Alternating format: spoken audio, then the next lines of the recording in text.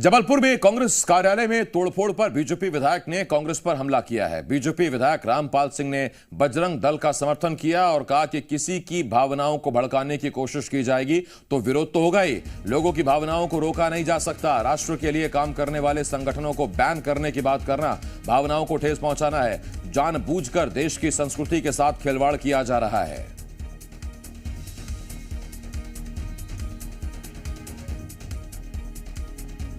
नेता प्रतिपक्ष जी का जो कथन है, आज इनके बदले सुर नजर आ रहे हैं। हमारे उन संगठनों पर प्रतिबंध की बात कर रहे हैं और इस तरह ये बहुत बड़ा आघात पूरे देश के हमारी भावनाओं को ठेस पहुंचा ही है। इसके लिए कांग्रेस को क्षमा मांगना चाहिए। और जय श्री राम कहने में इनको कष्ट होता था और आज भी उनकी जो मनोस्थिति है, कर्नाटक का जो घोषणा पत्र है उसमें स्पष्ट हो गई है कि जानबूझकर देश की धर्म संस्कृति से खिलवाड़ कर रहे हैं, भावनाओं को ठेस पहुंचा रहे हैं। राम सेतु का मुद्दा जब आया तो इन्होंने उसको काल्पनिक बता दिया और इस तरह की बात करके और भ्रमित करने की कोशिश ना करें, यही मेरा आग्रह है। एक दिन वो अजय सिंह आकाश, कमाल की बात है, दिग्गी पीएम को चिट्ठी लिख रहे हैं कि कार्रवाई करवाइए और रामपाल सिंह कह रहे हैं कि अगर भावनाएं भड़काओगे तो फिर भुगतोगे।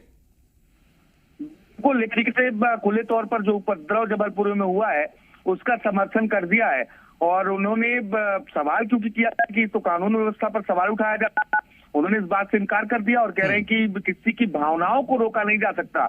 और जो बजरंग दल को लेकर कर्नाटक के मैनिफेस्टो में बातें की गई, जिस तरह की बातें एमपी में की जा रही हैं, इससे भावनाएं आहत हो रही हैं और इसके साथ ही कई तरह के गंभीर कांग्रेस पार्टी पर लगाए क्या।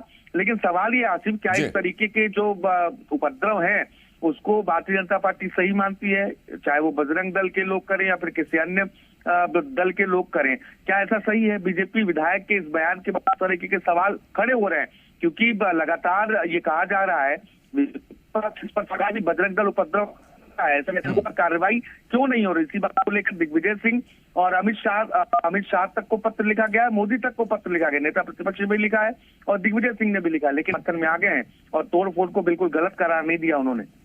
बहुत धन्यवाद आपका आकाश, इस तमाम जानकारी के लिए। आकाश द्विवेदी, जी मीडिया संवाददाता, इस वक्त इस बड़ी खबर पर हमारे साथ जुड़े हुए थे।